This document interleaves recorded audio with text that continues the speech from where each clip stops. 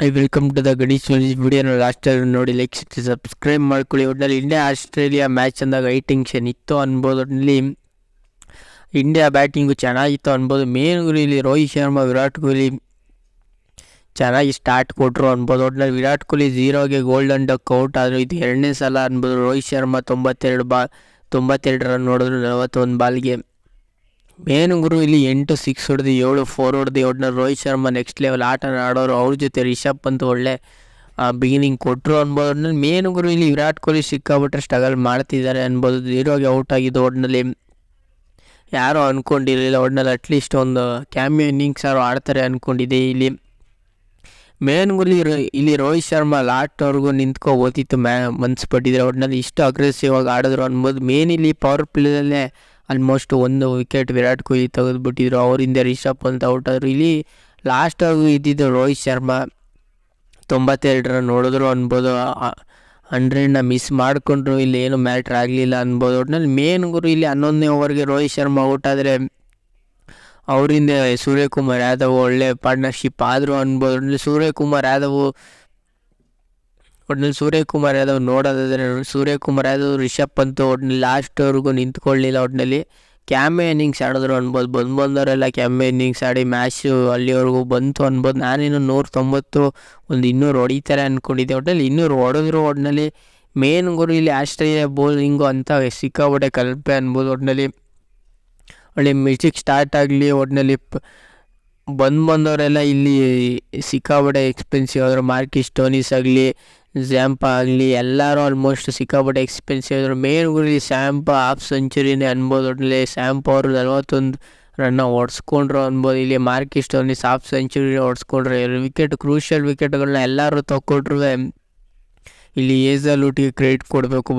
ಎಷ್ಟು 14 ರನ್ ಹೊಡ್ಸ್ಕೊಂಡು 1 ವಿಕೆಟ್ನ ತಗೊಂಡ್ರು ಅನ್ಬೋದು. ಮೇನ್ ಗುರು ಇಲ್ಲಿ ಆಸ್ಟ್ರೇಲಿಯಾ ಬೌಲಿಂಗು ಸಿಕ್ಕಾಪಟ್ಟೆ ಕಳಪೆ ಆಗಿತ್ತು. ಅದರಿಂದನೇ ಮ್ಯಾಚ್ನ ಸೋತರು. ಒಟ್ಟಿನಲ್ಲಿ ಕ್ಯಾಚ್ಗಳನ್ನ ಸಿಕ್ಕಾಪಟ್ಟೆ ಬಿಟ್ಟರು. ಅದರಿಂದನೇ ಮ್ಯಾಚ್ನ ಸೋತರು ಅನ್ಬೋದು. ಒಟ್ಟಿನಲ್ಲಿ ಮೇನ್ ಗುರು ಒಟ್ಟಿನಲ್ಲಿ ಇಂಡಿಯಾ ಇಷ್ಟು ಚೆನ್ನಾಗಿ ಆಡ್ತಾರೆ ಅಂತ ಅಂದ್ಕೊಂಡಿದ್ದೆ. ಒಟ್ಟಿನಲ್ಲಿ ರೋಹಿತ್ ಶರ್ಮಾ ಇಷ್ಟು ನೆಕ್ಸ್ಟ್ ಲೆವೆಲ್ ಆಟನ ಆಡ್ತಾರೆ ಅಂತ ಅಂದ್ಕೊಂಡಿಲ್ಲ. ಒಟ್ಟಿನಲ್ಲಿ ಕೆಡಗಿದ್ರು ಅನ್ಬೋದು ಆಸ್ಟ್ರೇಲಿಯಾ ಬೌಲರ್ಗೆ. ಒಟ್ಟಿನಲ್ಲಿ ಮೇನ್ ಗುರು ಇಲ್ಲಿ ಹಾರ್ದಿಕ್ ಪಾಂಡ್ಯ ಶಿವಮ್ ದುಬೆ ಒಳ್ಳೆ 50-50 ಪಾರ್ಟ್ನರ್ಶಿಪ್ ಮಾಡಿದ್ಕಿಂತ ಮ್ಯಾಚು ಇಲ್ಲಿವರೆಗೂ ಬಂತು ಅನ್ಬೋದು. ಒಟ್ಟಿನಲ್ಲಿ ಹಾರ್ದಿಕ್ ಪಾಂಡ್ಯ 17 ಬಾಲ್ಗೆ 27 ರನ್ ಹೊಡೆದು 2 6 ಹೊಡೆದು 1 4 ಹೊಡೆದ್ರೆ ಶಿವಮ್ ದುಬೆ 28 ರನ್ ಹೊಡೆದ್ರು. ಒಟ್ಟಿನಲ್ಲಿ ಹಾರ್ದಿಕ್ ಪಾಂಡ್ಯ ಜಡೇಜಾ ಲಾಸ್ಟ್ವರೆಗೂ ಇದ್ದರು.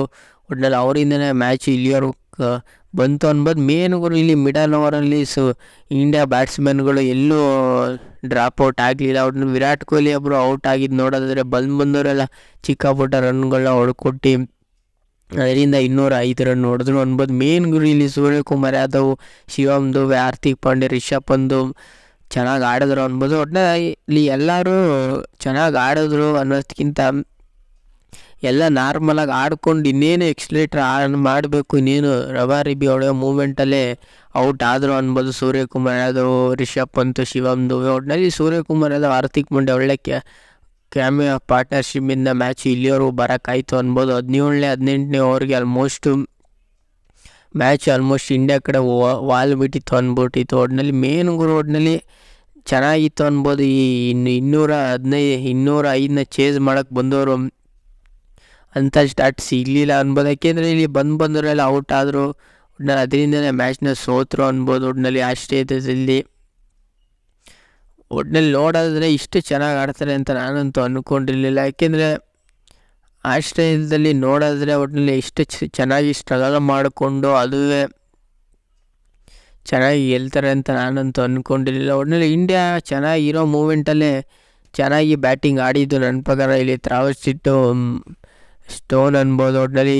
ಒಟ್ಟಿನಲ್ಲಿ ಮೇನ್ ಅವರಿಬ್ಬರು ಪಾರ್ಟ್ನರ್ಶಿಪ್ ಲಾಸ್ಟ್ವರೆಗೂ ಇದ್ದಿದ್ದು ಅನ್ಬೋದು. ಒಟ್ಟಿನಲ್ಲಿ ಅವರಿಬ್ಬರು ಪಾರ್ಟ್ನರ್ಶಿಪ್ಪು ಮುರಿದಿದ್ದೆ ಜಡೇಜಾ. ಒಟ್ಟಿನಲ್ಲಿ ಜಡೇಜಾ ಟ್ರಾವಿಸ್ ಬೌಲಿಂಗು ಎಲ್ಲಿ ವಿಕೆಟ್ ಕ್ಲೀನ್ ಬೌಲ್ ಮಾಡಿದ್ರು ಅದರಿಂದನೇ ಮ್ಯಾಚು ಇಂಡಿಯಾ ಕಡೆ ಟರ್ನಿಂಗ್ ಆಯಿತು ಅನ್ಬೋದು.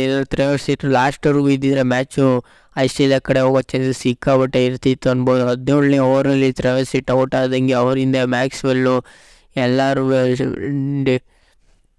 ಒಟ್ಟಿನಲ್ಲಿ ಮೇನ್ ಗುರು ಒಟ್ಟಿನಲ್ಲಿ ಇಂಡಿಯಾ ಬ್ಯಾಟಿಂಗು ಚೆನ್ನಾಗಿತ್ತು, ಇಂಡಿಯಾ ಬೌಲಿಂಗು ಚೆನ್ನಾಗಿತ್ತು. ಆಸ್ಟ್ರೇಲಿಯಾ ಬ್ಯಾಟಿಂಗು ಚೆನ್ನಾಗಿರಲಿಲ್ಲ, ಬೌಲಿಂಗು ಚೆನ್ನಾಗಿರಲಿಲ್ಲ ಅನ್ಬೋದು. ಒಟ್ಟಿನಲ್ಲಿ ಬ್ಯಾಟಿಂಗು ಆಸ್ಟ್ರೇಲಿಯಾ ಒಂದು ತಕ್ಕ ಮಟ್ಟಿಗೆ ಚೆನ್ನಾಗಿ ಆಡಿದ್ರು ಅನ್ಬೋದು. ಒಟ್ಟಿನಲ್ಲಿ ಮೇನು ಇಲ್ಲಿ ಪವರ್ ಪ್ಲೇಯಲ್ಲೇ ಆಲ್ಮೋಸ್ಟ್ ಈ 2 ವಿಕೆಟ್ ತೆಗ್ದಿದ್ಕೆ ಮ್ಯಾಚು ಇಂಡಿಯಾ ಕಡೆ ಬಂದ್ಬಿಟ್ಟಿತ್ತು ಅನ್ಬೋದು. ಮೇನ್ ಇಲ್ಲಿ ಆಸ್ಟ್ರೇಲಿಯಾ ಬ್ಯಾಟಿಂಗ್ ನೋಡೋದಾದರೆ ಒಟ್ಟಿನಲ್ಲಿ ಡೇವಿಡ್ ವಾರ್ನರ್ 6 ರನ್ಗೆ ಔಟ್ ಆದರೆ ಅವ್ರ ಹಿಂದೆ ಟ್ರಾವಿಸ್ ಹೆಡ್ 76 ರನ್. ಒಟ್ಟಿನಲ್ಲಿ ಮೇನ್ ಇವರಿಬ್ಬರೇ ಲಾಸ್ಟವ್ರು ನಿಂತಿದ್ಕೇನೆ ಇಷ್ಟು 81 ರನ್ ಹೊಡೆಯೋಕ್ಕಾಯ್ತು ಅನ್ಬೋದು. ಒಟ್ಟಿನಲ್ಲಿ ಬಂದವರೆಲ್ಲ ಔಟ್ ಆದರು ಅನ್ಬೋದು. ಎಲ್ಲರಿಗಿಂತ ಜಾಸ್ತಿ ರನ್ ಹೊಡೆದಿದ್ದು ನೋಡೋದಾದ್ರೆ ಒಟ್ಟಿನಲ್ಲಿ 76 ರನ್ ಹೊಡೆದ್ರು. ಅದರಿಂದನೇ ಮ್ಯಾಚು ಇಂಡಿಯಾ ಕಡೆ ಒಂಚೂರು ಮ್ಯಾಚಿಗೆ ಎಲ್ಲೋ ಮೂಮೆಂಟ್ ಇದ್ರೂ ಟ್ರಾವಿಸ್ ಹೆಡ್ ಇರೋ ತನಕ ಏನೋ ಒಂದು ಹೋಪ್ ಇರುತ್ತೆ, ಏನೋ ಗೆದ್ದುಬಿಡ್ತಾರೆ ಅಂದ್ಕೊಂಡಿದ್ದೆ. ಒಟ್ಟಿನಲ್ಲಿ ಅವ್ರಿಗೆಲ್ಲಕ್ಕೆ ಬಿಟ್ಕೊಡ್ಲಿಲ್ಲ ಅನ್ಬೋದು. ಒಟ್ಟಿನಲ್ಲಿ ಇಂಡಿಯಾ ಬೌಲಿಂಗು ಒಂಚೂರು ಕ್ಯಾಚ್ಗಳು ಸಿಕ್ಕಾಬಿಟ್ಟೆ ಬಿಟ್ರು ಅನ್ಬೋದು ಇಂಡಿಯಾದವರು. ಅದರಿಂದ ರಿಷಬ್ ಪಂತ್ ಆಗಲಿ ಒಂದು ಮಿಸ್ ಕ್ಯಾಚ್ ಅನ್ಬೋದು.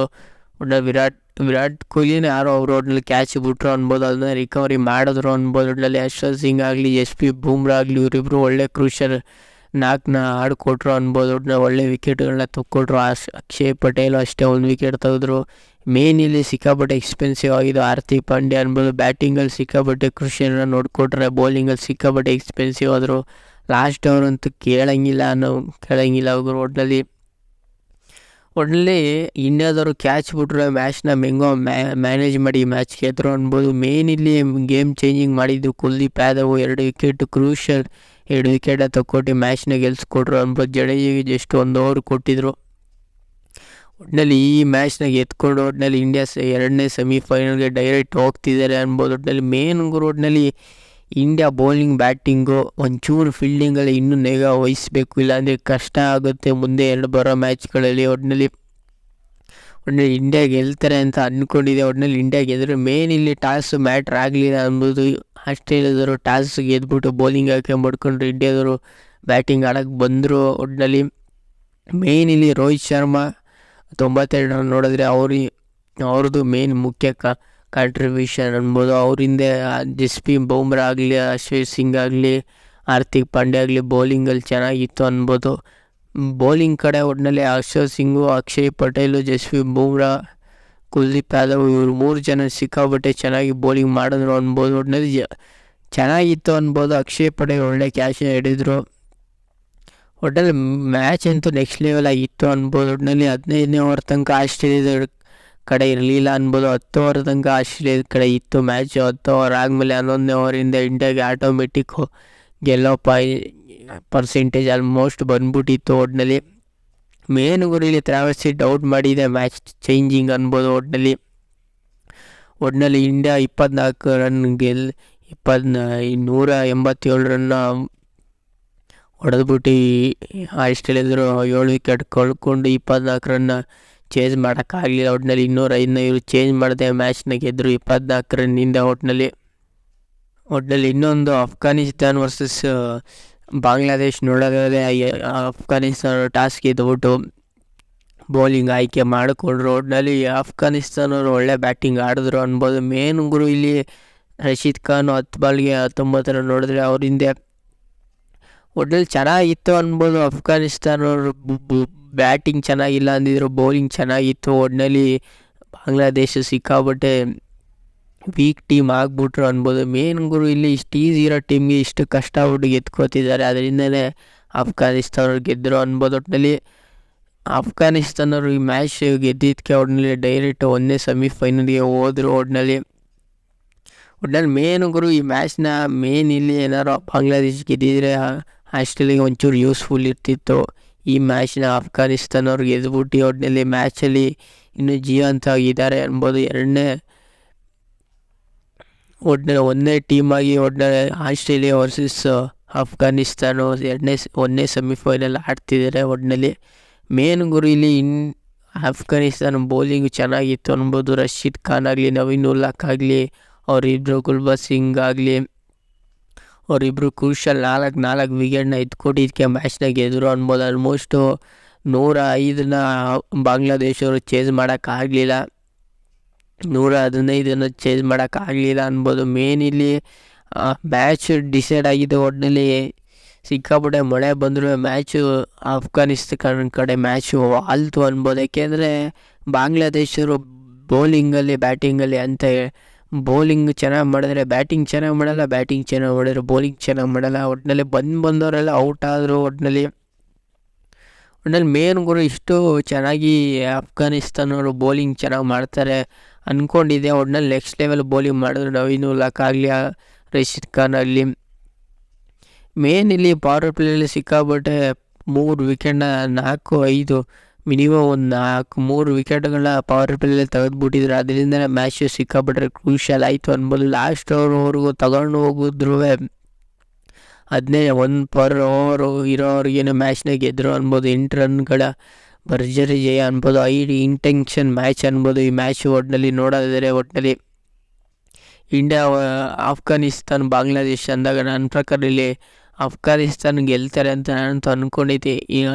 ಯಾಕೆಂದರೆ ಇವರು 2 ಮ್ಯಾಚ್ನೂ ಟೈಟ್ ಇರೋ ಮ್ಯಾಚ್ಗಳನ್ನೆಲ್ಲ ಬಂದಿದ್ದಾರೆ. ಅದರಿಂದಲೇ ಇವರು ಪಾಯಿಂಟ್ಸ್ ಟೇಬಲಲ್ಲಿ ಮುಂದೆ ಇದ್ದಾರೆ ಅನ್ಬೋದು. ಈಗ ಟೇಬಲ್ ಪಾಯಿಂಟ್ಸ್ ಕಡೆ ನೋಡೋದಾದರೆ ಒಟ್ಟಿನಲ್ಲಿ ಮೇನ್ ಗುರು ಇಲ್ಲಿ ಟೇಬಲ್ ಪಾಯಿಂಟ್ಸ್ ನೋಡೋದಾದರೆ ಫಸ್ಟ್ನೇ ಗ್ರೂಪಲ್ಲಿ ಇಂಡಿಯಾ ಫುಲ್ಲು ಟಾಪಲ್ಲಿದ್ದಾರೆ. 3 ಮ್ಯಾಚ್ ಗೆದ್ದೆ 6 ಪಾಯಿಂಟ್ಸ್ ಇದ್ದರೆ ಅಫ್ಘಾನಿಸ್ತಾನವರು 3 ಮ್ಯಾಚಲ್ಲಿ 2 ಮ್ಯಾಚ್ನ ಗೆದ್ದು 2ನೇ ಸ್ಥಾನದಲ್ಲಿದ್ದಾರೆ. ಆಸ್ಟ್ರೇಲಿಯಾ ಆಲ್ಮೋಸ್ಟ್ 99% ಟೂರ್ನಮೆಂಟ್ ಆಚೆ. ಬಾಂಗ್ಲಾದೇಶ ಆಲ್ಮೋಸ್ಟ್ ಇವೆಲ್ಲ ಯಾರು ಗೆದ್ರು 99% ಮ್ಯಾಚಲ್ಲಿ 2ನೇ ಸೆಮಿಫೈನಲ್ 1ನೇ ಸೆಮಿಫೈನಲ್ ಆಡೋಕ್ಕಾಗಲ್ಲ ಅನ್ಬೋದು. ಒಟ್ಟಿನಲ್ಲಿ 2ನೇ ಗ್ರೂಪಲ್ಲಿ ನೋಡೋದಾದರೆ ಟೇಬಲ್ ಪಾಯಿಂಟ್ಸಲ್ಲಿ ಸೌತ್ ಆಫ್ರಿಕಾ, ಇಂಗ್ಲೆಂಡು ಕ್ವಾಲಿಫೈ ಆದರೂ ವೆಸ್ಟ್ ಇಂಡೀಸು, USA ಟೂರ್ನಮೆಂಟಿಂದ ಆಚೆ. ಒಟ್ಟಿನಲ್ಲಿ ಫಸ್ಟ್ನೇ ಮ್ಯಾಚ್ ಸೆಮಿಫೈನಲ್ ನೋಡೋದಾದರೆ ಒಟ್ಟಿನಲ್ಲಿ ಅಫ್ಘಾನಿಸ್ತಾನ ಸೌತ್ ಆಫ್ರಿಕಾ 99% ಆಡೋದು ಕನ್ಫರ್ಮ್ ಆಗಿದೆ. 2ನೇ ಮ್ಯಾಚು 100% ಇಂಡಿಯಾ ವರ್ಸಸ್ ಇಂಗ್ಲೆಂಡು